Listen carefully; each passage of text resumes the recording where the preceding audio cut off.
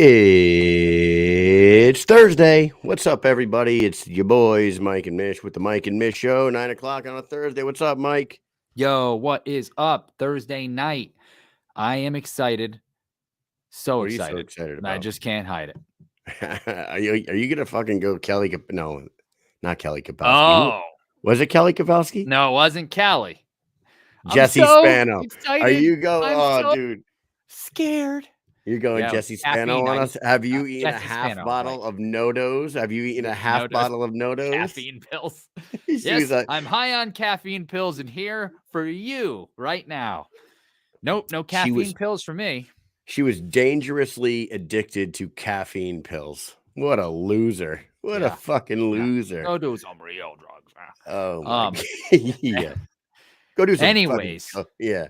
Hey, we got a huge show tonight. We only got one guest, but it's a big one.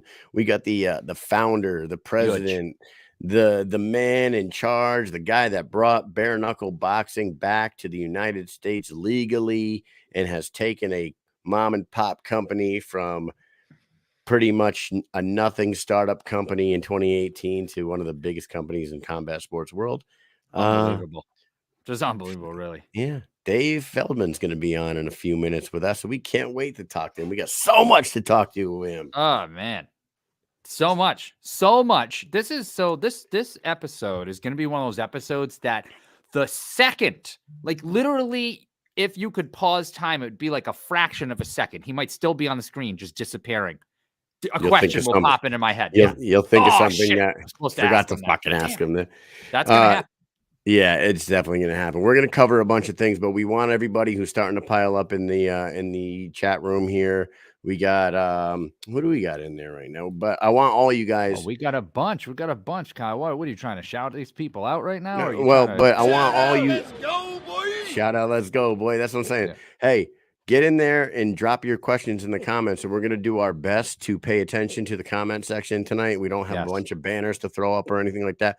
We're going to talk to Dave. We got a lot of shit we want to talk to him about, but we will pay attention to what you guys want to know and fire those questions out, and we'll see what we can get answered. But before we do that, Mike, we got to shout out our sponsors. Yes. What do you hear? What do you say? You want a haircut? Oh my God. Look at this. I think I saw these guys down in Cape Coral, Florida. I was taking a walk the other day and I saw a guy walking out and I said, holy snap. What a haircut that guy has. And it just happened to be Big Ben, fresh off a cut. He had two people cutting him up. That's how crazy they are over there. They've got friggin' razors flying around. They're swinging them by the plugs, and it's insane. You got to go in there. You got to check it out. J. Omar, Heather, and Naughty Nate. If you trust him with a straight razor through your throat, I don't, but you might. He has a whole sock full of coal for Christmas because he doesn't watch bare knuckle, but J. Omar and Heather do. So get over there and get your fresh shave, best fades and shaves in Cape Coral, Florida, 101 Del Prado Boulevard. Check them out. Check them out. You know that the True story. address on the website says 131? 131. I got 101. Oh, I Yeah, don't know. man, I looked up the address to send it to my dad who lives down there, and it says 131. I Yeah, don't know. brought him 17 miles away. Yeah, either fucking way. Hey, back on board with your boys, BK Bet Shark, one of the smartest guys in combat sports betting. Get over to his Instagram at BK Bet Shark. Pay the $50. Listen to the man. Right now, there's a lag in, BKFC is taking a break right now until January, I would imagine. Yes, Mike, we're good. And yeah, once they're back on board after your Christmas holidays are done, your Kwanzaa, your Hanukkah, all that shit is over. The new year comes in. Why not pay $50 and follow this man and stack your money in 2024? BK Bet Shark is the one. Mike, Dynamic Life. Dynamic Life. Weight loss, sexual health, and anti-aging. Founded by a team of medical professionals with over 25 years of experience in regenerative medicine, anti-aging, weight loss, and sexual wellness. Take back control of your life now. Go to www.livedynamic.com and become a patient in just 20 seconds. And check out the Dynamic Life Instagram page at Live Dynamic. That's LIV Dynamic at Instagram. And last but not least, our newest Our What is newest it? sponsor. Our newest sponsor. We got these guys right here, Mike. We got the Oh, boom, the bucked beautiful. up. Oh my goodness, Look how bucked up. beautiful that is. I It is. love It is. lemonade, Yo, you lemon want some jingles. high-powered pre-workouts, you need some awesome tasting energy drinks, you want some protein, you want some anything you need as far as muscle supplements goes, get over to buckedup.com and use promo code Mike and Mish 20 and get yourself in shape there, Mike. Guess what? They even got a line for the ladies. Yeah, what's it called? Babe? Babe. Oh, Yeah, they got a Babe. line for the ladies. Go check it out and use our promo code. Save that money and support those who support BKFC and us. Woo, That's what baby. I'm So talking we about. got that out of the way. Thank you to all them. So we're gonna be having Dave on in a few minutes here. It's been an incredible year, dude. 2023. I can't wait to hear from him because Knucklemania 3 back in February was fucking amazing in Albuquerque. Oh, yeah. The emotional roller coaster of that night was fantastic. Yeah. And then he topped that with Denver BKFC 41, and then he topped that with BKFC 56 in Salt Lake City. He's in the chat room right now. We're going to talk to him about this. 2024 is looking very, very bright. Let's go ahead and bring in the man, the myth, the legend, the president of the BKFC, David Feldman. What's going on? What Hey, is going on, man? How are you? Mr. Feldman, how are you? Doing good, man. How you guys doing? Fantastic. I love that. I love that neon. Is that a neon light behind you? Yeah, Junior got it for me for my birthday. Man, that's cool. That's very cool. Oh, and it's on the wall too. Wow, that is nice. I wasn't sure if it was like on a like a picture frame or something, but it's not hung yet. He only got it for me a year ago. I need about 2 years. It's just it's leaning against the wall. Yeah, it's leaning. I see. Okay. I thought that was the whole thing. Like it had a reflection and the reflection was a little bit. I didn't even realize it was on the bar like that. Nah, it's just sitting there right now. Jesus, get it together, Mike. Pretty badass, though. Hey. Dave, thanks for giving us some of your time. We know that you're the busiest guy in the world, and every time we talk to you at every one of these events, you never seem to get a break. But thanks for giving us a little bit of time. You got a little break in the action right now, but I'm sure it's business as usual. You guys are prepping for 2024. We wanted to cover a bunch of things with you. First of all, 2023, fucking unbelievable, man. Unbelievable. And I was just saying right before you came on here, it started in Myrtle Beach. Then we went to Knucklemania 3. Then a couple months later, we're in Denver for 41. And then all of a sudden you top it all with Utah. You want to speak on your year and the fact that you might be knocking on that number 2 spot in the combat sports world faster than you think. Man, it was an unbelievable year. We actually just wrapped up our annual meetings today. We had them yesterday and today. Most people were in. We had like 38 people in town the past couple of days to really go over 2023, some of the mistakes we made, some of the great things we did, and what we're going to do in 2024. And I really think everybody left there really charged up about what we're going to do, and really the passion behind it all. Right? I think the reason why we grow so fast with such a small team is we're all so fucking passionate. Like, we live and die by this. I gave a little speech here. I told them my troubles I had 6.5 years ago.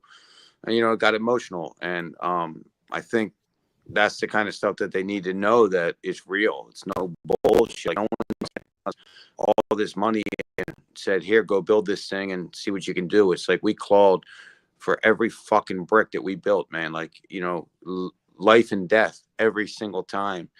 And now I think God's blessing us. And it was so fucking weird today. It was like this great call. And then I got called out in a meeting because I had to join a Zoom with a prince from Saudi Arabia. And I was like, holy shit, I'm talking to this prince. And the prince was like, nice. I can't believe I'm talking to you. And I was like, well, you're saying that to me? I can't believe I'm talking to you, man. It was so fucking great. And then just some really big shit happened today. But it's going to be an epic year. Fighters are excited. We just got to make sure we can keep them as busy as we need to. We are going to have 52 to 58 shows total, domestically and internationally. We have this series we're going to create with the prospect series and the BKFC tryouts. What's your why? Like, why are you doing this? Get to know these guys. We just have so much shit for next year. It's really going to be a great year. But I'm so glad, I get to take a couple days off. I thought I had off until, January, but I'm actually, I got to fly out to Abu Dhabi on Monday to meet with the sports ministry over there.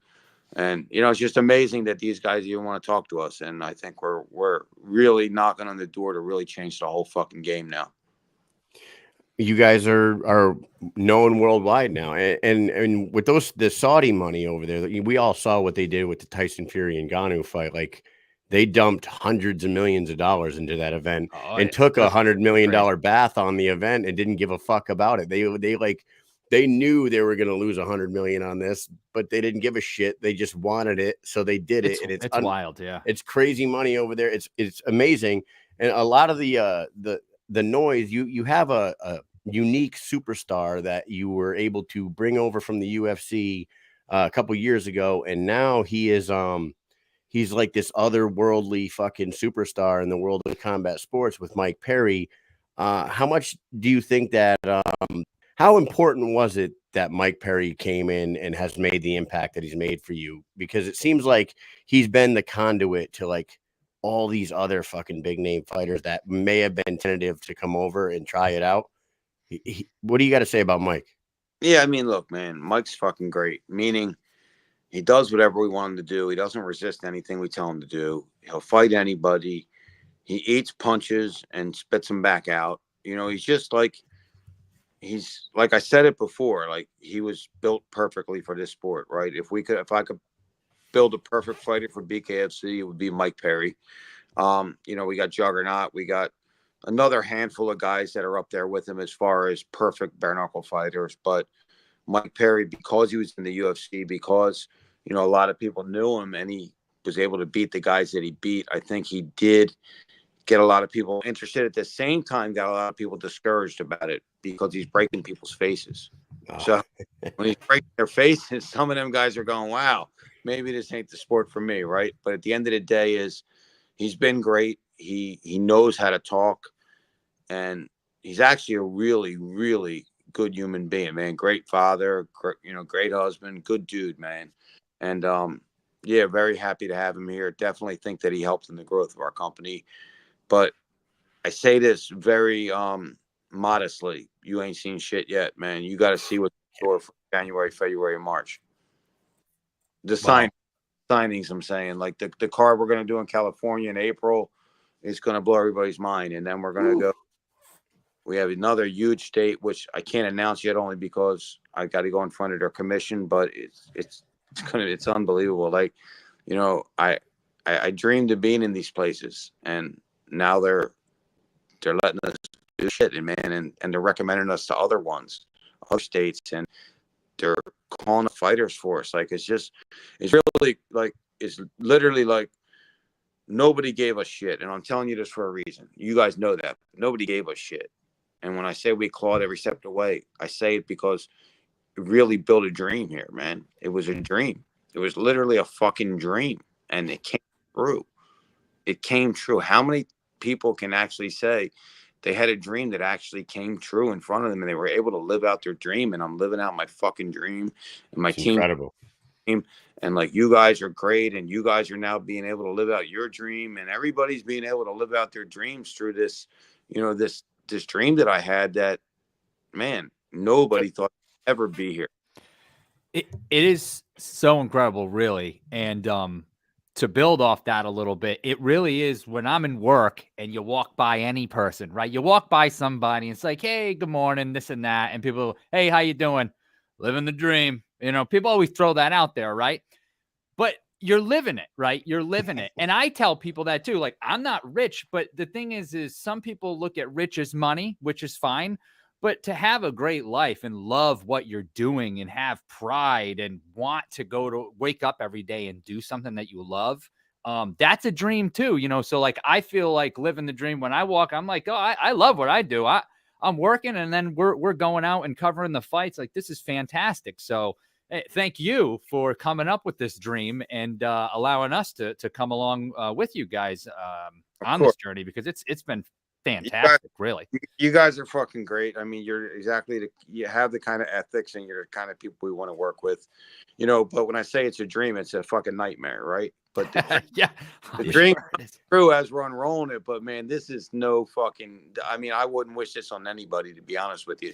This is life and death. And, like I said, I'm going to dive in a little bit here because I did it in my meeting. A lot of people don't know this, but 6.5 years ago, I know an article came out, but 6.5 years ago, I literally was seconds away from killing myself, man. Like, everything went bad. I got diagnosed with cancer. I was dead fucking broke. My marriage was shit. My whole life was shit. And I literally went to the bridge and I was going to jump off. And I saw my mom, like a picture of my mom, and she painted this picture with a paintbrush in her mouth because she couldn't use her arms or legs. And I was like, you ain't gonna quit, motherfucker. And then I went into the car and I did this video and I said, I'll never be in this place again, ever in my life. Nothing will ever fucking stop me and make me come back here. And I just said, let's go, man. And the reason why I'm telling you that is there's like 10 different times, 15 different times along that road to get here today that the same thoughts go through, man. It's like, it's not as easy as it looks. It's so trying on your family, on your relationships, on everybody in your life. It's not, the dream. It's going to turn into the dream, and we're going to get that pot of gold at the end of the rainbow, 100%. But it's a lot of clawing, a lot of shit to get there. I can only imagine. It's an incredible story that you I mean, when we talked to Jeremy Stevens after he won at BKFC 56, we were talking to him backstage, and he talked about you. He was like, fucking David Feldman. He basically put his whole life on this shit. He bet every fucking dollar he had and put his house on the line. He's like, who wouldn't want to fight for a guy like that? So you do really put a spark under the ass of your fighters for sure. They see that you care and you put so much into it, and then they want to put so much in it. It's a leadership thing. Us coming from the military, if you don't set an example, as a leader, what kind of fucking leader are you? You're just going to lead the platoon into a fucking death trap. But it's unreal. And not like me and Mike are full time for the military, right? So like, I can't imagine the hours you're putting in for now. For now. Yeah. So me and him, I have definitely had the conversation with my wife because we have kids. We are full time for the military, but we also do the sports and whatnot. But almost every extra minute I have, I put towards the show. And I ask her, just ride with us, please. Just ride with us for a while. And this is going to work out. But trust me, Amy, this is going to work out. This thing is going to fucking be something. I promise you. And they've been pretty cool about riding with us for sure. So. Gotta have a good woman in your life too. Thanks, man. It's funny that you guys mentioned leader. I said, I told everybody what I expected from them today. I told them, what I'm not going to tolerate and what we need to do to be successful. And I said, I didn't come this far to come this far. Like we're not done, and we're ready to really take over the whole world. And are you guys with me? And I said, I saw a saying, and I hope that I'm that guy for you guys. Be the kind of leader that you would follow, right? And I said, me personally, I'd follow me anywhere, because I said we didn't get here because we're the smartest people in the world. We didn't get here because we had the most money. We got here because we have fucking balls, and we wouldn't let anything stop us. And I think that's that's the kind of person I would want to work for, right? That risked everything. Said I'm not stopping for anything in the world, and I think that's that's the kind of person that I would want to be around. So that's the kind of how I kind of try to lead by example.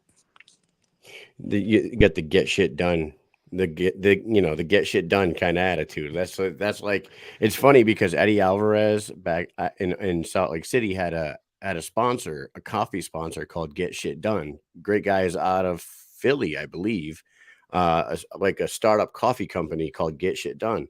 And they sent some to us so that we could have some coffees with Eddie when we talked to him on the show. Yeah. And I said, funny story is we were always known as the get shit done guys in the Army. I even had shirts made Yeah. where it says GSD on the back of our shirt. In 2012-13 deployment, we were the guys that fucking just got shit done, and we put it on the back of our shirt, and everybody wore GSD shirts. Had nothing to do with this guy's coffee company, Nothing. but 10 years later, he's sending us coffee, and I'm like, funny coincidence here, but company that Eddie Alvarez is doing something with. Yeah, it's great. Good job, yeah, guys. Awesome. yeah, very cool, very cool. Now let's go now you talking about taking over the world, and you're doing this, and you're breaking into new states. The California one was huge. You just mentioned another big one. Was it the unified rules that have really opened the eyes of these athletic commissions across the country? Like, how important is it that you guys got those unified rules in place? That now is that what's kicking the door in on these new states? I think that we had to make a believer out of Mike Mazzoli, who was the president of the ABC. I think what it was is my pitch was, listen, guys, this is happening. It's going to happen. So you're either going to regulate it or you're not, and they're going to do underground illegal bare knuckle fights, and someone's going to get fucking killed. So let's regulate this shit because we're doing it, and we're doing a really good job of it, and we're running toward regulation. Like, that was my big thing. I said, guys, we're begging to be regulated. We're not trying to hide from you guys and say we're doing this shit and that shit. We want to be regulated. Please regulate us. And I think collectively, Sean Wheelock, Tommy Sconzo, all our referees, Nate Shook, Dr. Don Musi, myself, just keep pressing forward and collecting that data, right? So the most important thing was data, because I went into this opinions, right? I said, listen, guys, it's going to be the safest thing around. And as you guys know the story, 28 different state commissioners threw me out of their fucking office. Like, get the fuck out of here, right? Now I have data, and the data shows we have less injuries in boxing or MMA. The only thing we have more of is lacerations. So the data, I think, is what really got us to get these doors open. Now, we could have the data with the wrong people, but we got the data with the right people, and the right people make the right connections and have the good relationships.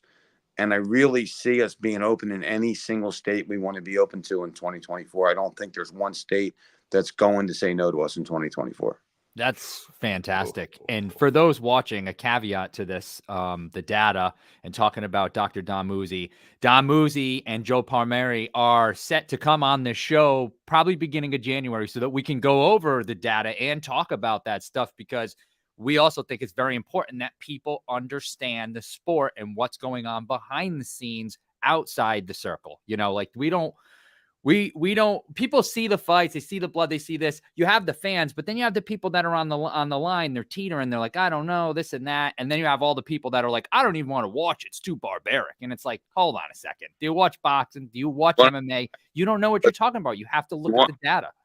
So it's so funny, man, because when I was in California and I had to give my last pitch, they said that 2 senators were opposing us. And I said, of course they are. Because they never watched it before. And they go, how do you know? I said, I'm telling you, they never watched it. Can you please ask them? And they asked them, and they never watched it. I said, so what they're doing is they're giving me an answer on perception. But we can't go on perception anymore when we're going to vote whether this sport should be legal in your state now, and we're able to put on these great shows. We have to go by data. Data tells everything. Opinions are like assholes, right? Everyone has one, but you can't back it up. Data you can back up. We have the data. Please go by the data and the facts. I got facts.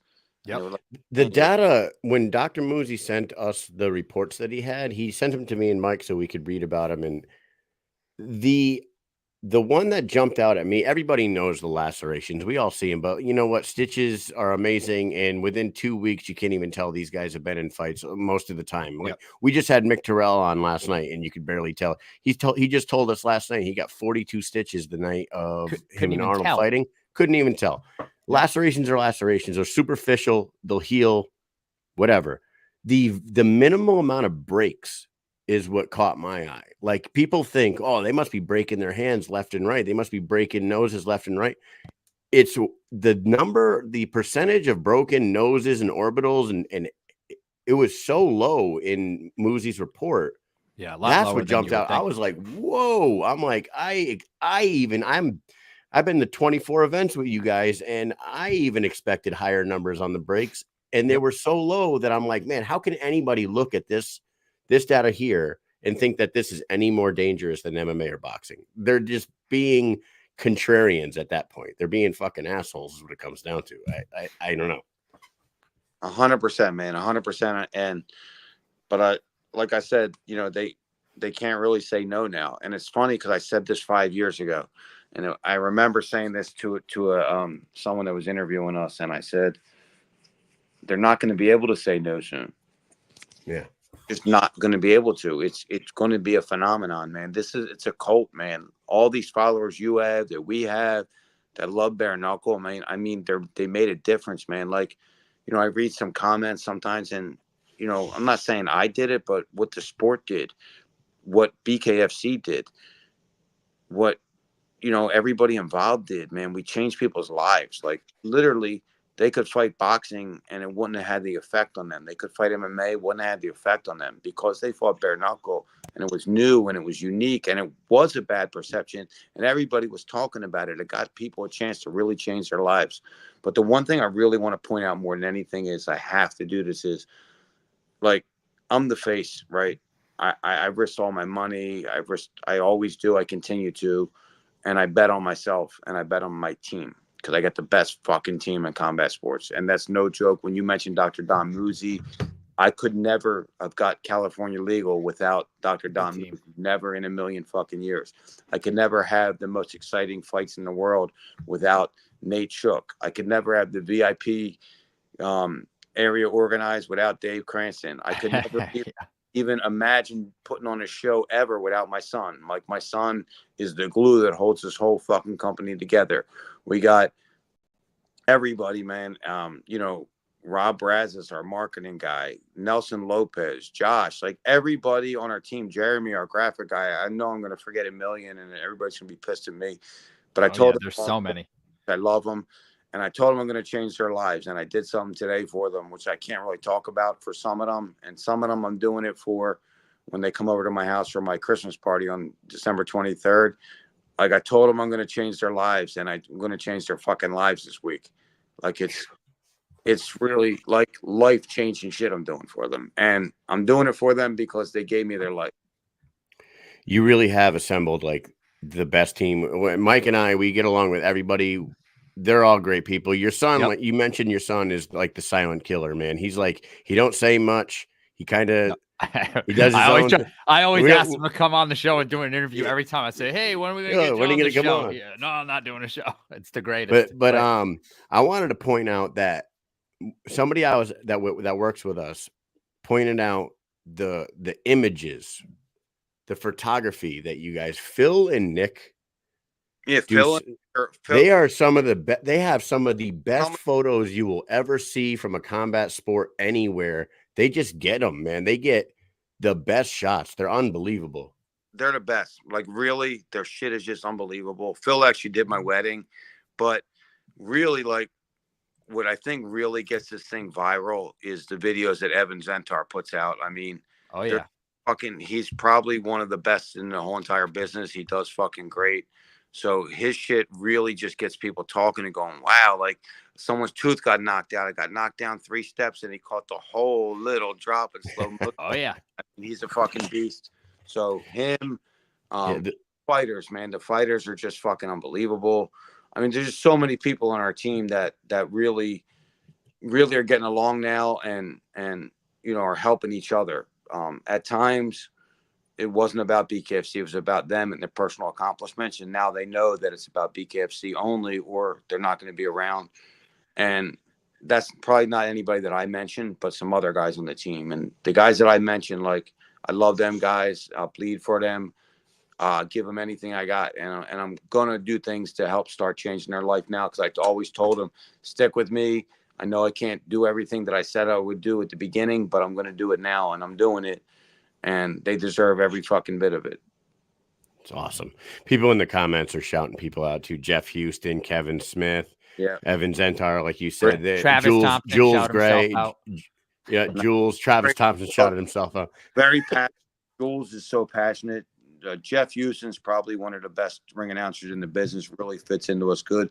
Kevin Smith, awesome. Sean Wheelock, Chris Lytle. Chris Lytle's the passionate guy that I've ever seen. Oh, yeah. Sean Wheelock helped us open up California.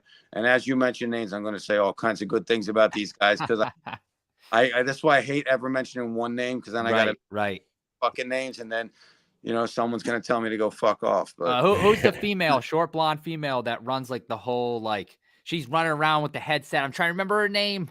Jalen. Yes, Jalen. She's always running around. I've never seen her stop. She's just all over the place all the time. I always say, "Hey, what's up?" And then that's it. That's it for the night because she's all over the place. Yeah. So Dave, let's do this, and let's.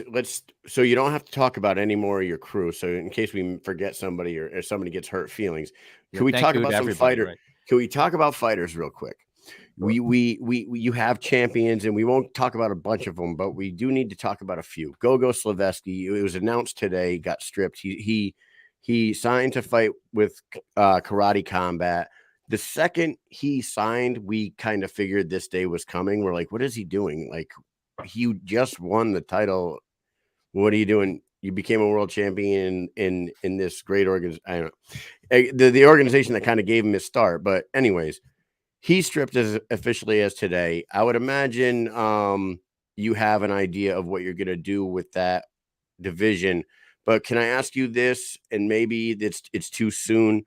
Is the Luis Palomino Austin Trout fight now turning into a 165-pound title fight? I don't know. It's something we're going to talk about. I'm not 100% sure if it is or not. I'm not being vague on the answer. I really don't know. What I really wanted to do was make a 4-man tournament for it. That's what I kind of did. So it wasn't just like I picked this match. And I think that's what I'm probably going to end up doing. And listen, man, I like Gogo. He's a great kid. He came from nothing. Humble, good dude, always nice. He didn't even call me to fuck up to ask me if he could take this fight, and that's what really pissed me off, right? And then I called him, and he said it's a karate match. And I said, it's not a fucking karate match.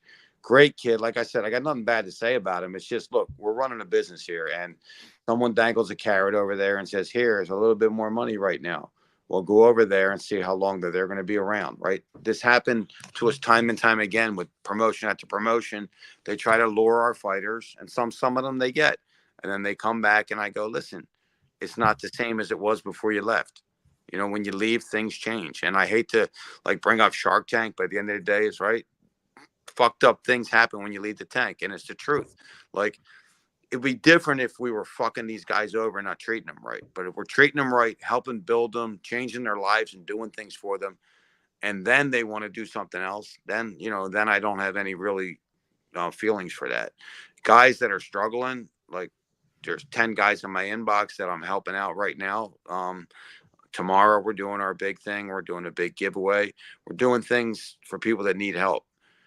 The fighters sometimes need help, and we're doing that. But these champions have to be champions and be proud to be champions of BKFC. And if they're not, then they're not the champion for us. And, there's some guys that, like a Dave Mundell, for instance, can fight his ass off, doesn't really promote himself well, not because he can't, not because he doesn't want to. He just doesn't know how to.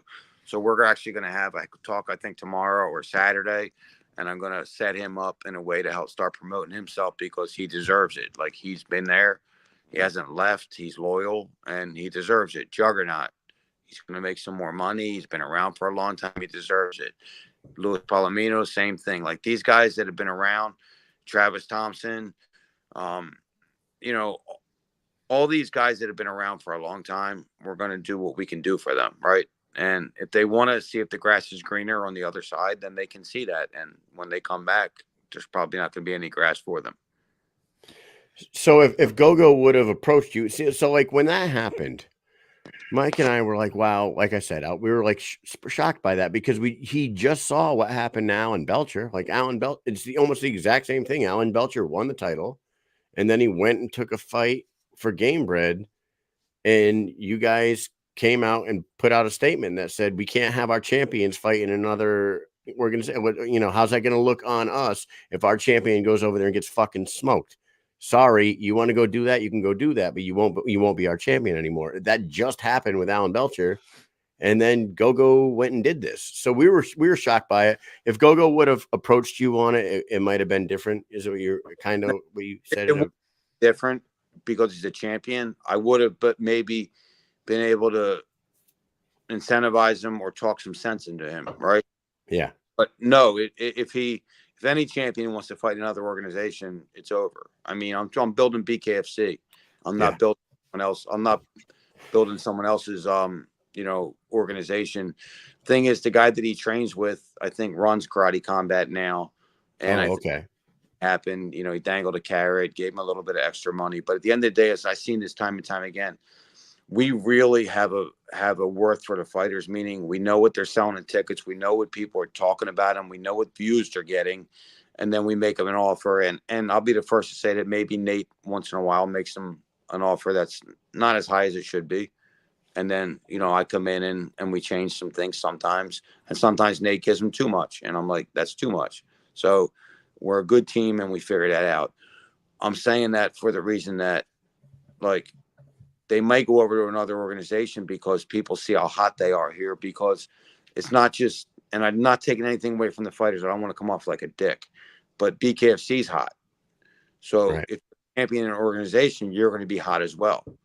But just because you're hot as a champion organization doesn't mean that if you go to another organization, you're as hot over there. And I think that's what these guys are finding out. Yeah, definitely a bummer to lose Gogo for now. Maybe the future will be a little bit different. We'll see what happens down the road. Moving on to a couple of other fighters, we have Britton Hart and Christine Faria, two females that have been absolutely dominant in both of their divisions. And now we're going into 2024. And I know Jules has come on to sign a bunch of females and get that female division, working like a well-oiled machine. But what do you have in store for Christine and Britton in this upcoming year? We've seen a lot of Cyborg talk, and Cyborg's been answering back. And for Britton, for me, I have no idea what she's going to do.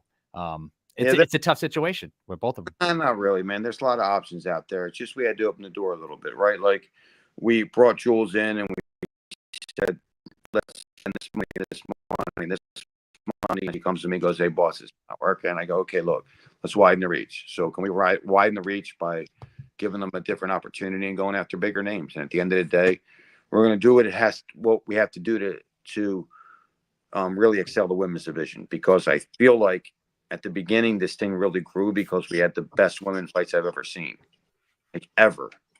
Yeah. And we have to get back to that. And we're going to. I think that Britt will probably fight the Thai girl, and then there's going to be some other girls moving up the ladder. You got Gabriel Roman, who wants a shot. Mm-hmm. You got Christine Vincent and Jade Wong, who both want a shot at Christine. But I mean, I'm talking to Chris Cyborg now, so we'll see what happens. I mean, that would be an amazing thing. See if we can agree on the money and the weight. And I think that's a big, big, big fight that a lot of people would be interested in. But I like both of those girls because they're loyal to us, and they had to jump ship. And they talked to me first, and I told them that it wasn't going to work out the right way, and they didn't. And they stayed, and they're loyal, and they both deserve to, be able to make some money now because they've been here for a long time, and never talk bad about the organization. And that's the things I'm looking for in our fighters. It's great. The Cyborg thing.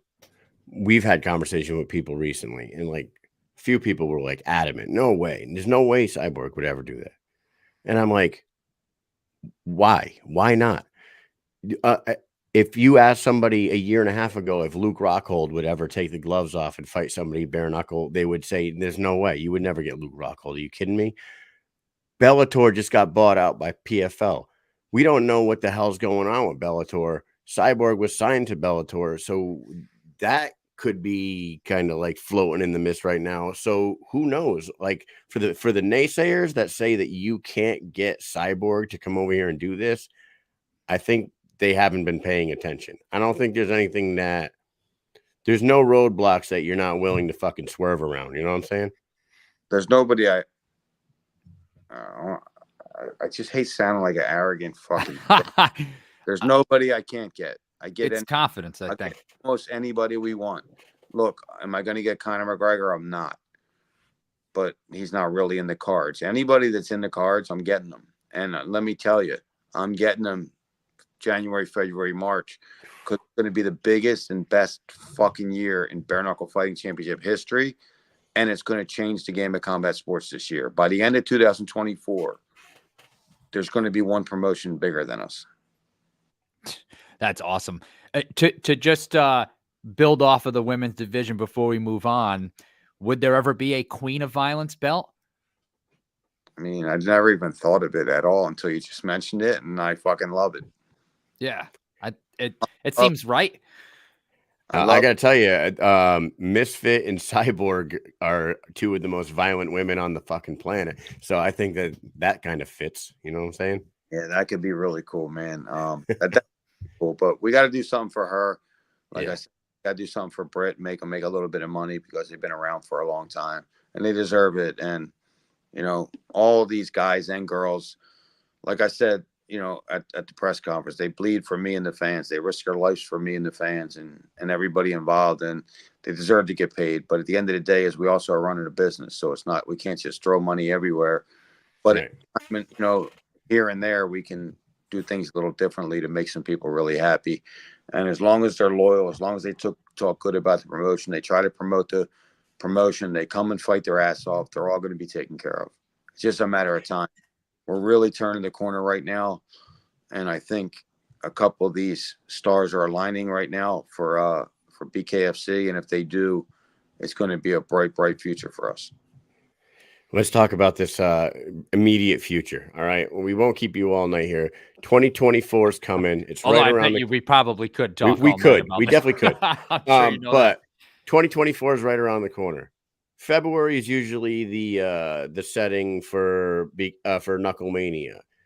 Do we have a Knucklemania 4 date and location picked out yet? Has that been I don't think that's been announced, but can you tell us, do you have a date in place for Knucklemania 4 yet? I don't. We're working on it now. You know, we were hoping to land it in California, and that's where it might land. We think it's a great place for it. So, in the next 2 weeks, we're talking to different arenas, different venues that make sense for this thing. But, you know, we're doing these bigger shows, and, you know, my marketing guys, like, you're making it hard for me to really promote Knucklemania when you're doing some numbered shows that are bigger than Knucklemania. So let's talk about how we're going to do that. And I think it's probably going to end up a little bit further down the year in April, and it's probably going to end up in California. Nice. Awesome. Yeah, now, because I feel like with these events getting bigger and bigger, I can just imagine that trying to have that one Knucklemania be the pinnacle of the year, and then you're just kind of one-up it a few months later. It just, the next Knucklemania coming up, it's like, oh my God, how are we going to one-up what we just did? Is that something that always happens? Like, you're just constantly trying to one-up yourself, but you have like a promise, like, hey, Knucklemania is supposed to be the pinnacle of the year, but then we just had BKFC 41. So it kind of is like, well, which one was better, right? You know, obviously BKFC 41, right? But so is that, how difficult is that to like maintain one-upping yourself? It's so fucking hard. It is. It's so fucking hard because you put on this great show like we just did December 2nd, right? Like literally, I sat there and dropped some tears because I'm like, what the fuck are we building here? Like, I never really dreamed it was going to be this fucking big. And it was like, you know, I got to pull my kid over, my son, Dave Jr., and be like, look what the fuck we built, right? And now that's great. That's history. And now we got to build something bigger. So it's not easy, and it's so fucking hard, but we're up for the challenge, man. I mean, we really are. We got a great team. Like I said, all the guys that I mentioned and some that I didn't mention, that I think after these meetings are really going to understand that we're really, really close to making everybody's dream come true. And, you know, by doing that, we have to put on the best shows we can possibly do, have to build our talent from the ground up, and have to sign the biggest names we can sign. Yeah, it's you got questions in the comment section I wanted to hit on real quick, but like what we were saying the other night, maybe last night on the show, I can't remember, but the amount of coverage that you're getting now from mainstream, like Mike and I started our podcast 3 years ago. Hopefully one day we'll be as big as Ariel Hawani, but for Ariel to spend so much time on his show with Eddie and Mike, and they speak nothing but bright, they put nothing but a bright light on your sport. They do not talk shit about the sport at all. They're great ambassadors. They genuinely love it, I believe. You can tell by the way they speak on it. Eddie Alvarez, I believe, loves this more. If this was around 20 years ago, I don't know if he would have ever done MMA. I swear to God, that's how he talks about it. But now you guys are getting that kind of coverage on mainstream media, combat sports media like that. It's huge. It's just massive for the sport. Yeah. I got nothing bad to say about that. Like Ariel jumping on with you is key. Yes. And it's because we never fucking quit, man. Like, we had an objective and we had something that we wanted to show everybody, and we showed them. And listen, there's some people probably in this chat that were like, this fucking guy ain't going nowhere, and this company isn't going to be around. And here we are 5.5 years later. You know, one of the, at worst, if I'm even saying it, at worst, one of the top 5 combat sports promotions in the world. And it's just because we won't quit. Like, you know, I had so many things happen in my life, and I can't quit.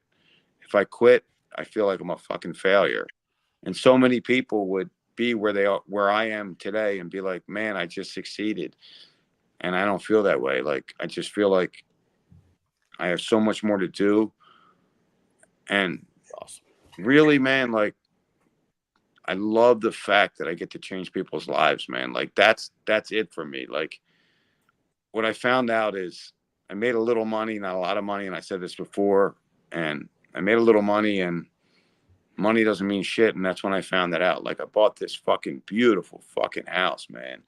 And I got in here and I was like, this isn't even what I fucking wanted. Like, I was happier in the little house. Like, I was happier being around everybody. It was the opportunity that I get to change people's lives. And when I get to hand these things to people that I did last night, and when I get to hand it to them at my Christmas party, and I get to say, I told you I was going to do this, and here I'm doing it. And if we get to where we're going to get, your lives are changed forever. That's why I'm doing this.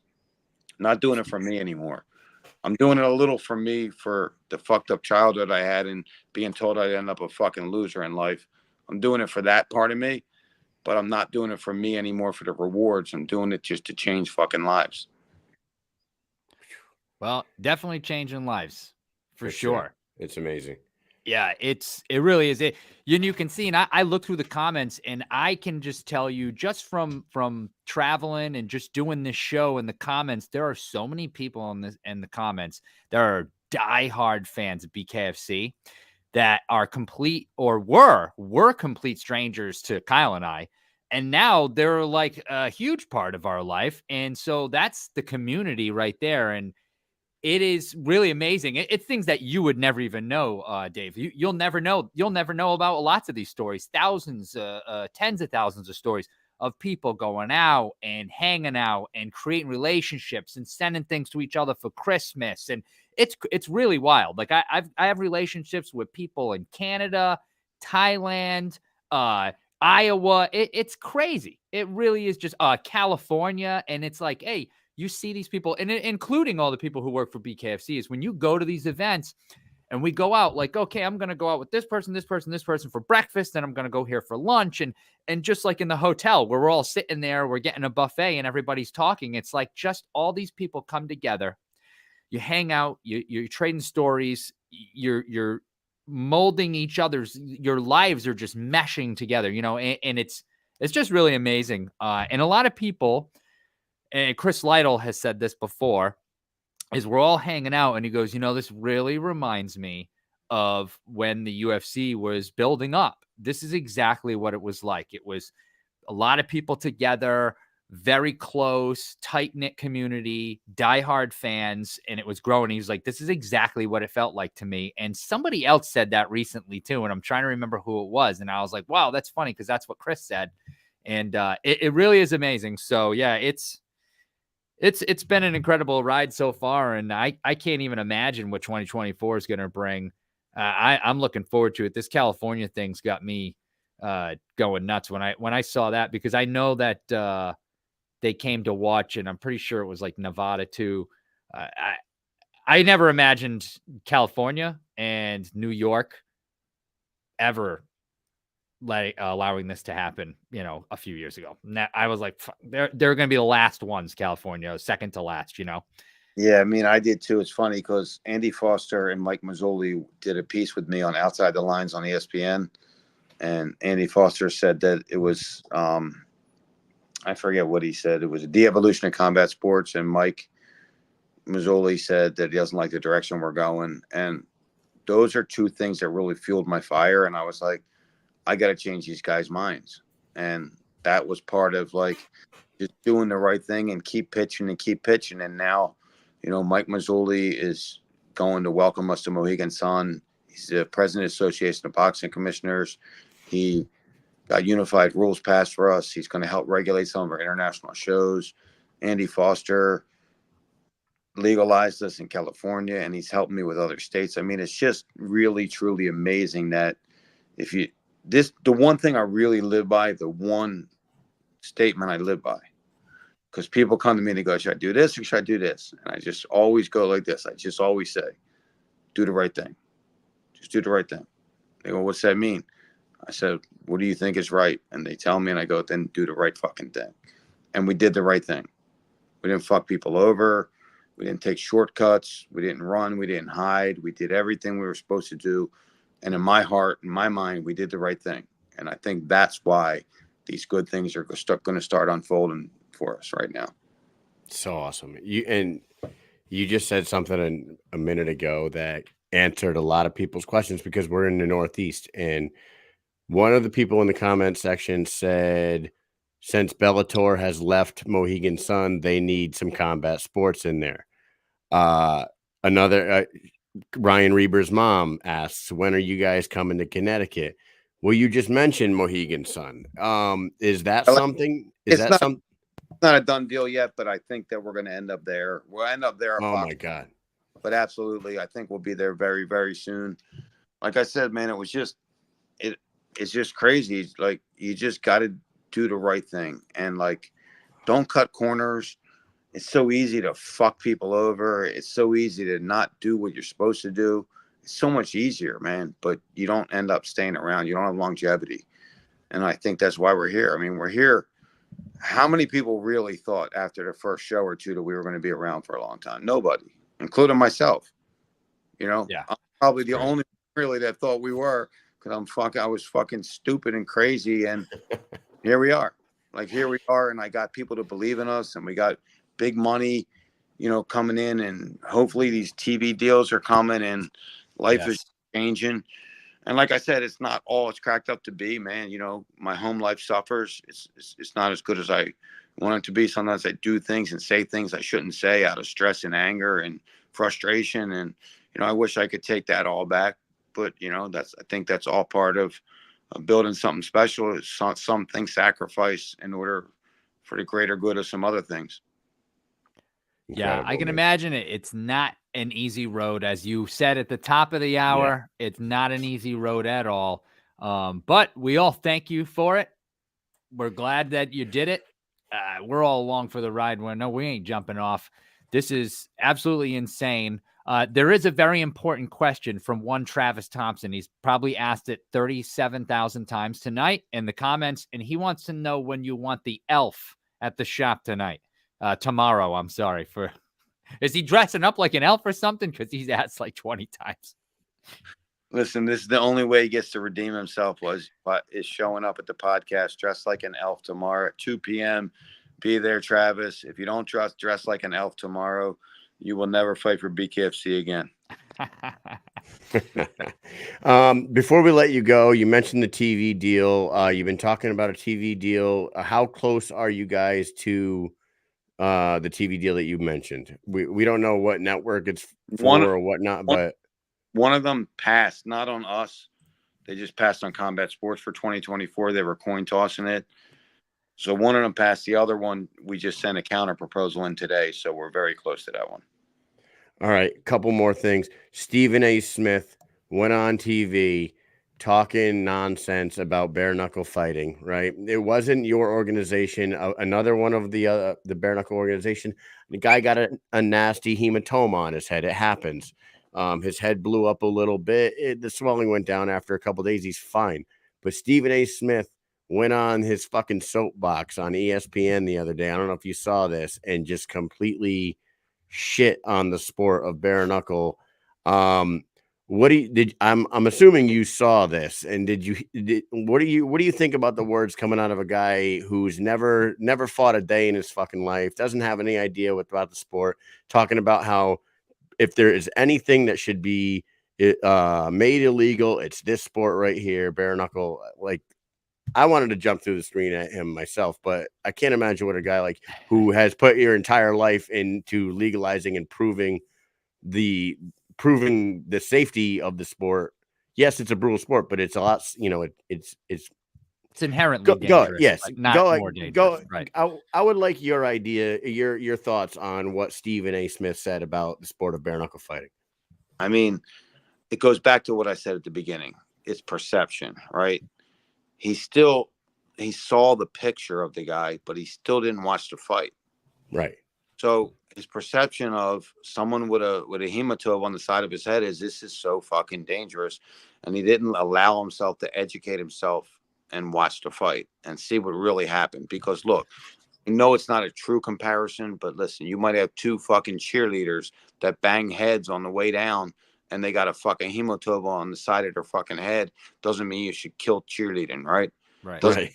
Knuckle boxing, I know it's not a great example because your object is to knock someone out in bare knuckle fighting, but it's no more dangerous than anything else. Look, it happens in boxing. It happens in mixed martial arts. You crack your skull. These things will happen. I never, ever once preached that bare knuckle boxing is safe. I never preached that any combat sport is safe, because when the object is to knock out the other opponent, it's not safe. Right. We're no more dangerous than any other combat sport in the world. And if he would allow himself to be educated on the data again, the data that you gentlemen looked at that said that the facial fractures are way lower in bare knuckle fighting, the fucking handbrakes are lower. He wouldn't think concussions are almost non-existent. Who keyboard warrior, talks tough, as we all saw him throw punches when he was going to fight, and he looked worse than any female fighter I've ever seen in my life. And I just challenge him to come out and watch the fight in person and then say something bad about it. Because that would be cool. I think you should book a Melanie Shaw versus Stephen A. Smith fight. Put that one in. It would be nice though to really send them some, say, hey, listen, show up. We're going to be here. Come over and I'll give you a front row seat. Come and check it out. It all goes back to perception. And right. Like I said, is guys at the commission meeting, I said, do you ever watch it? No, but I saw this. Did you ever watch it? If you didn't watch it, you can't tell me about it. It's like you're going to tell me about anything else in the world. Like, like the one guy, I was actually out to dinner with the guy, and I said, how do you think? I said, how's my dinner? And he goes, I don't know. I said, I know you don't know because you didn't fucking try it. But you're telling me that bare knuckle boxing is bad and you never tried it. Nice. Right? Listen, just watch it. If you don't like it, I respect the hell out of it. But don't dislike it before you watch it. Yep. Don't knock it till you try it. David, thank you so much for giving us so much of your time tonight. I got a rapid fire. I've been getting inboxed by people asking me if I could just fire some names off. Yeah, it's hundreds of questions we need to ask you. No. Go. Lorenzo Hunt. Yay or nay? Is he going to get a shot at a heavyweight? Is he going to get a shot at heavyweight? Yes or no? Yes. Sweet. All right. Taylor Starling. Somebody asked about Taylor Starling, Jenny Savage. Will they see the Taylor Starling, Jenny Savage fight anytime soon? Yes. Is Britain Hart going to fight the Thai fighter in America or in Thailand like she was originally supposed to fight Fanny Palumpi over there in Thailand? Is the Po Denman fight going to happen there or here? Here. Crystal Pittman. Is she going to be fighting soon? Yeah, we're just figuring out where and when. There you go. And I think I ran out of ones that people have been firing them off at us. I just did my best, yeah. people. I hope you're happy. David, thank you so much for giving us almost an hour of your time. I can't believe that you even stuck around with us. We're two stew nods from the New England area. Your company's the best, and we thank you so much for everything that you've done for us. Mike, do you have anything else for Dave?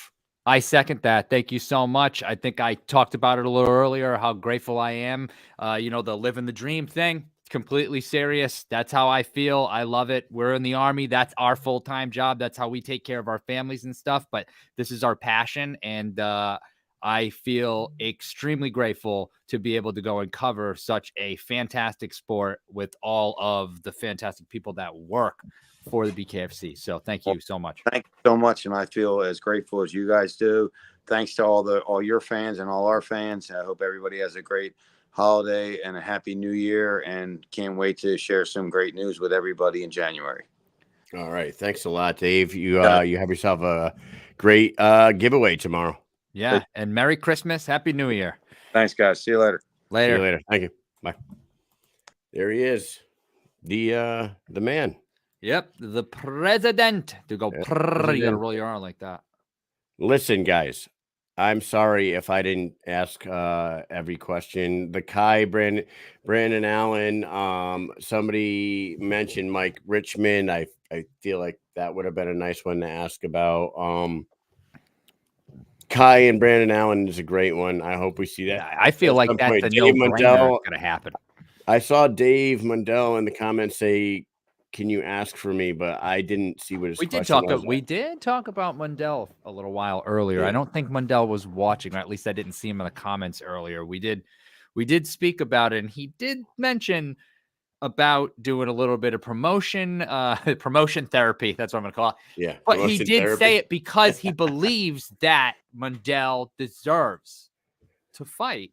Yeah. A big fight. Like he needs. So he agrees that he wants Mundell Perry. He does like that. He just wants some more eyes and stuff like that. So that's what I got out of it. Does that make sense, Kyle? Yeah, that makes sense. No, we don't want Dave Mundell to pull a whole heel turn like Kobe Covington in Brazil. You know what I mean? Beat the shit out of whoever it was, and then call the entire country a bunch of filthy animals, and now he's fucking superstar. Yep. You know? That is what happened. Yeah. It was great talking to him. I think we got a lot of information. Guys, he mentioned that we're coming to fucking Mohegan Sun. Yeah. Or Foxwoods. He said it's gonna happen very soon. Very soon. I've been like praying for that, for real. Like it is right in our neck of the woods. It would be such an amazing. The Mohegan Sun Arena is made for combat sports. It is such a good perfect size. It's perfect size. I think it holds 10,000 if they pack it. But the way they would set it up, the way Bellator set it up, I think they put about 7,500 in there, which is perfect. You know what I mean? It would be, it would be incredible to be down there at the Mohegan Sun or Foxwoods, either way. But Foxwoods is even closer to my house. Foxwoods is less than 10 minutes from my house, dude. I mean, if you're going to go there, that's fun. I don't really like. I don't think Foxwoods is horrible, but I don't like their event center. I think that Mohegan's way better, for sure. Yeah, I went to go see World Series of Fighting at Foxwoods Event Center, and I think I had the same outlook on it as I did when we first went to Hollywood, Florida, because of the way it's all looking straight down. And that's how they had it set up with the ring in front, like you're watching an opera or something. Mm-hmm. But I do feel it's built a little bit wider. It's a little different than Florida. Florida seems a little more intimate in the way, and I actually liked it in the end. But I don't know about Foxwoods, to be honest. Man, a lot of people in the comments asking questions. I see Josh Burns in there. Well, that's a fight. Yep. Watson. Did somebody suggest Josh Watson, Josh Burns? Because that's a pretty good one right there. Yeah, actually, we got to run into Josh Burns more than a few times at the Salt Lake City he's awesome. 56 card, and even at the events we were chit chatting. So good to see him back around again. Still a monster. Josh? Still a monster. Yeah, he's he can afford to get a little bit bigger, I think. Yeah. He's still a monster. Yeah, him and the two Joshes clashing would be great. Yeah, awesome, man. Can't wait to see what this TV deal is, and 2024 is going to be fantastic. And if California is the home of Knucklemania 4 in April, if it's in April instead of February this year, they start. Maybe because of what you said about how like they're having such big events here and there that are topping Knucklemania. Yeah. Maybe they need to push Knucklemania to later in the year, kind of like not like the UFC does the International Fight Week in July. Maybe April or June or is the time to do that. You know, it's getting nicer out, getting warm. You can fucking find a nice location for that shit. Yeah, you could pretty much go anywhere and it'd be nice. Yeah, Yeah, it's really crazy that he said he's willing to go after Cyborg. He is going after Cyborg. So we may see the Faria Cyborg fight this year. That would be amazing for women's combat sports. That would be absolutely insane. And I do need to put this out there. Just the recognition. So after this fight with Beck Rawlings, the recognition that Faria has now been getting, because Britain has gotten a ton of like views and stuff like that. Like if you go on, a lot of her videos get her last fight got 11 million. Yeah, just tons and tons and tons. And Faria has just been crushing the competition, like unbelievably so. And now she's finally cleared everyone out. She's starting to call up big names. And luckily for her, or not even luckily, she earned it. She's on this gigantic card where people are tuning in from all over the world to see that Eddie Alvarez Perry fight. And she just happens to be right there, which basically happened last time too, because Conor McGregor showed up. So now people saw them twice fight. Now they're getting that recognition. And people I see in comments on social media, like I see so many more people actually giving her due. You know, they're actually saying like, oh, she's a beast. Like you can see Cyborg is actually giving her due. There's other fighters I've seen that are big name fighters that are out there in UFC that are actually saying like, oh, you're a beast, this and that. It's crazy. Oh, Miesha Tate's there. And I know that, you know, Misfit was, she tried out for one of the tough, right? The tough season, I believe, so that she might know her. But I saw Miesha Tate in there saying, you're an absolute savage. Like so great. What a fight. Like, that is the type of shit that really makes me super excited and super happy for her and for the fighters. And when I see Mike Perry going on Ariel Helwani and he's shouting out Jared Warren, like that is what the sport needs. They need the people who have been there, who have made it, who have the voice, who are on those big name shows to start shouting out these people who deserve recognition. And it's happening. And I fucking love it. Dude, I love it. I love it so much. Now, we don't ever really pick people in fights, but I will tell you this. This would be the hardest. It's going to be very hard. Cyborg is big. Cyborg cuts from 175 to 145, right? Yeah, it's a huge and cut. She had said after she left the UFC, she will never cut below 145 again. So I don't know if they could convince her to meet Misfit at 140. I don't think she would. I think if she was going to come over and fight in bare knuckle, it would be at 145. So Misfit's going to go up to 145, which is probably her walk around weight, I would imagine, right around probably 150 is her walk around weight. So she's going to be fighting damn near at her walk around weight against a girl that has lost 2 times in her entire life and has fucking hands. And a lot of people might say that, Cyborg is old in the game. You know what I mean? She's old in the sport. But if you go back and you look at her 27-2 record, besides Amanda Nunes's fight, find me a fight where Cyborg took a lot of damage in her face. It's going to be hard to find, right? So she's been fighting for 20 years and she's only 38 years old, right? She's been fighting professionally for 20 years at 38 years old. Yeah, that's a long time, and it's a long time in the sport. You're old in the sport, but she hasn't really taken a lot of damage. So Cyborg is about as fresh as you could be at 20 years in the sport, right? So she's coming in probably still in peak condition, you know what I mean, at Oh, yeah. 145 pounds, and she's fighting the And it's best. bare knuckle too, so she's not. She's fighting the girl that has basically written the blueprint on how to fight bare knuckle as a female fighter. You know what I mean? Yeah. Like, so I don't think it'll be a walk in the park for Cyborg. And I don't know if Misfit could beat a person of that size and stature. So that is a fight that is super, super fucking interesting to me. And Yeah. I'm sure to you and to everybody else that's watching the show right now. I would love to see Misfit and Cyborg fight because it's the best to ever do it in bare knuckle against the best to ever do it in MMA. And I do stand by that. I think Cyborg is my GOAT in MMA. She is. Yes. The fight that she lost to Amanda Nunes, that could happen to anybody. Yeah. Cyborg and her coaches admitted that she threw her fucking game plan out the window as soon as She definitely did when she got caught. She got caught. She got caught and she turned into Vanderlei Silva. No fucking game plan at all. Just throw hands until you die. And that's what happened. They begged for a fucking rematch. Amanda Nunes said she'll never give her a rematch. That's bullshit to me. If Amanda Nunes was the GOAT, she should have gave her another shot. So in my eyes, Misfit is the best to ever do it. She really is. And so is Misfit. So there we go. Boom. GOAT versus GOAT. Queen of violence. Let's go. That was some great news. Great news that we got from Mr. Feldman.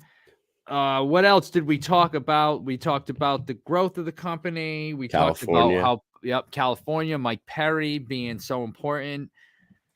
What he said, Mike, Lorenzo Hunt. We mentioned Mike Perry and he mentioned Lorenzo, but then he said, and I will have to go back and get an exact quote from him.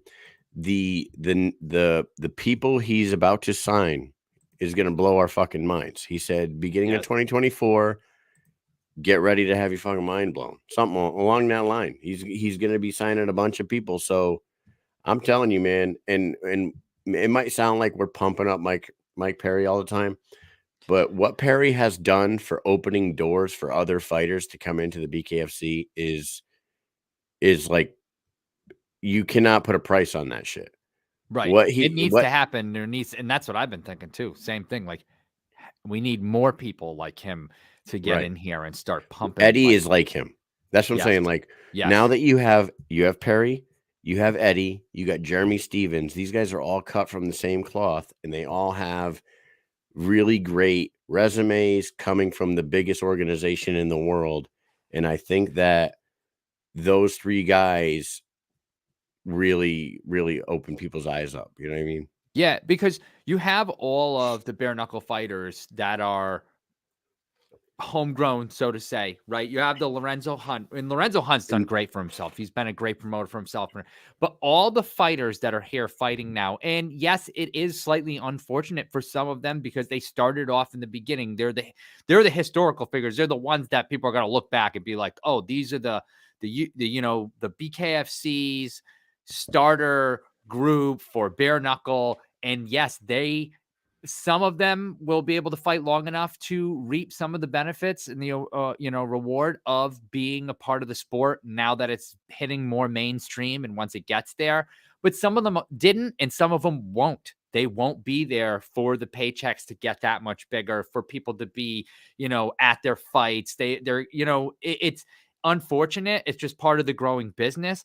But hate them or love them, we need Mike Perry's and those type of people to come along because they're the ones that are going to do this. And if you're here fighting for bare knuckle right now and you're going to be here for another 5 to 10 years, you're probably going to be reaping the benefits of what is going on. And it's definitely due to your fighting and what you do, but people don't know it's happening. And that's the biggest issue, because when Kyle and I go out and we talk to people and we say, oh, BKFC, I swear to God, fucking 8 out of 9 out of 10 people have no idea BKFC is even a damn thing. And it's been getting better over time. We've actually seen it over the last 3 years.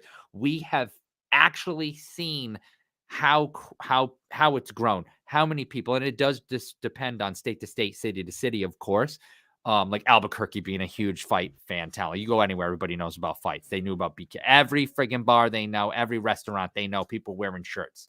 But other places, not so much. It's even like that here. We're in our unit, and just about everybody in our unit knows that we cover bare knuckle fighting. But there are still people who I talk to now, and I say bare knuckle fighting. They're like, huh? What's bare knuckle fighting? It's like, boxing. It's like boxing without gloves, and then they think there's strikes, kicks, and takedowns. I'm like, no. It's boxing without gloves, basically. Like, they don't even know it's a thing. And that's the issue.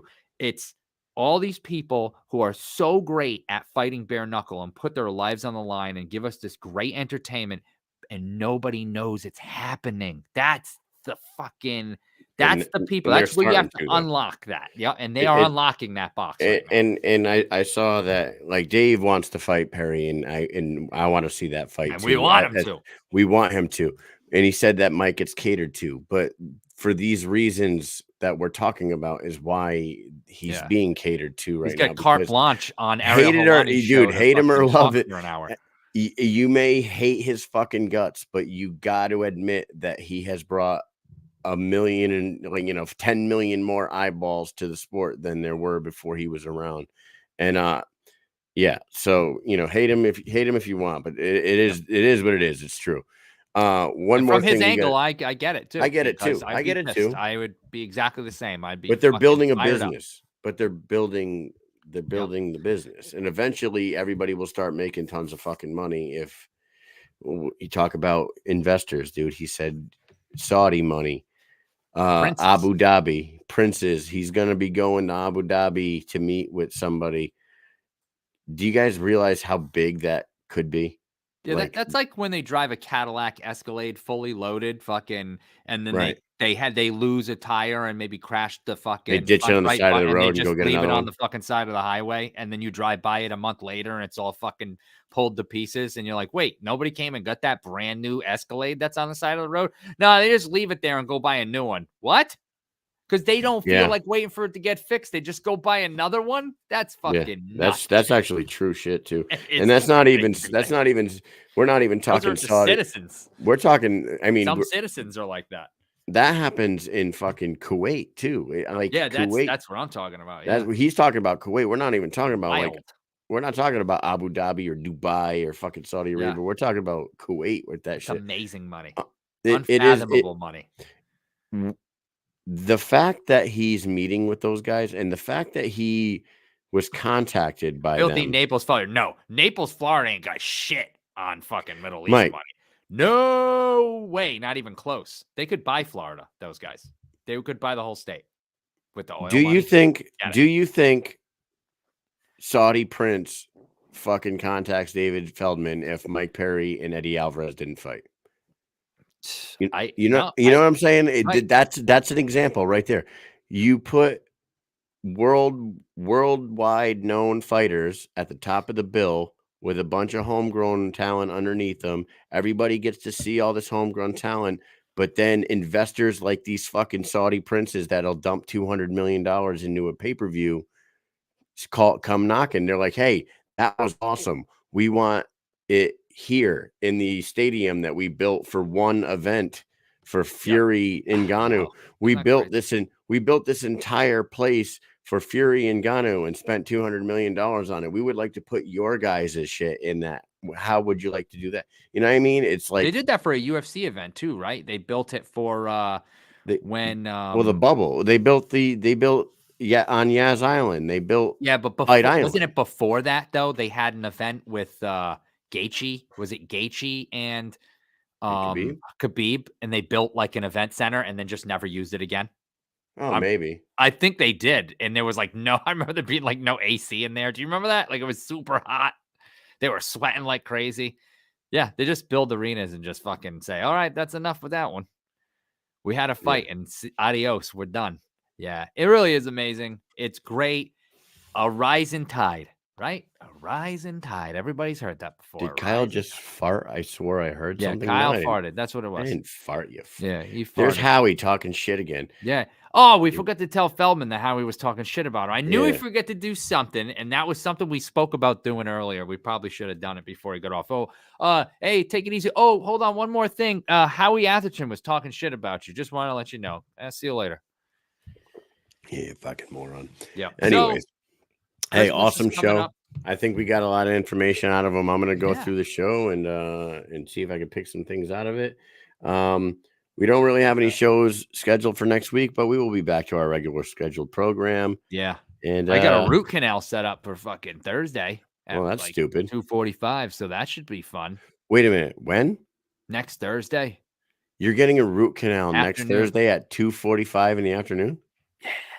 You think you'll be able to do a show that night? I think so. What? Listen, people in this sport get their teeth punched out and fucking get but you might be all swollen, dude. You might be all swollen and shit. I don't know. I've been through don't. way worse than that before. I've had Really? fucking wisdom teeth, all 4 removed. They were all impacted. I've had a root canal. I've had all sorts of shit done. Not gonna phase me in the slightest. I'm gonna be here because the fighters don't give up when they're in the ring and they get a tooth knocked out. So I'm not going to give up when I got fucking Novocaine and I'm sitting in a nice cushy chair while fucking, dude, I hope you're drooling out of the side of your mouth. Broken Wings is playing in the background while I get my teeth worked on, So I hope you're drooling. I will be be here. It'd be fucking great. Hey, that would be great. Shout out to our sponsors one more time. It's Shave Parlor, Jay Omar, Heather, and Naughty Nate. Naughty. Thank you guys. BK Bet Shark. Hit him up. Yeah, if you hate money, don't go to BK. Don't go to if you hate money, don't follow him. And if you want to lose some weight, get some be like strong like bull in the sack and live forever. Hit Dynamic Life. Yep. And then last but not least, forever young. I wanna be forever young. Dude, nice. Yeah. Do you really want to live forever? If you want to live forever, go to Dynamic Life and then get in the gym and get some bucked up. Go to buckedup.com. Use Mike and Mish 20 for a 20% don't take like discount. 7 of these at one time. You might not live forever, but these, look how neato these are. They're like friggin' shotgun shells. They're awesome. I love them. Check out Bucked Up. Awesome company. I'm super stoked. Look, this is my new favorite hoodie, by the way.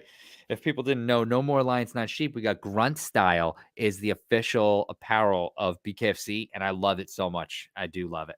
Yeah, I was gonna wear that sweatshirt tonight, but then I saw that you had it on. I didn't want to look like a fucking asshole. We look at idiots. Yeah, we do that all the time too. I put on this, dude. I put on this fucking classic. Oh yeah, who the fuck is that guy? Perfect. And you mentioned I forgot. I mentioned Jeremy Stevens, and I was wearing a "Who the fuck is that guy" shirt. Yeah, that's fucking awesome. All right, guys. Thank you guys all for tuning in. I wish we could have got to all your questions. I tried my best to get a bunch of them answered. Oh, and by the way, the 11 million views of the Melanie Shaw interview. I know. Okay. Either way, it came from that fight. So thank you, and we'll see you next Wednesday. Peace.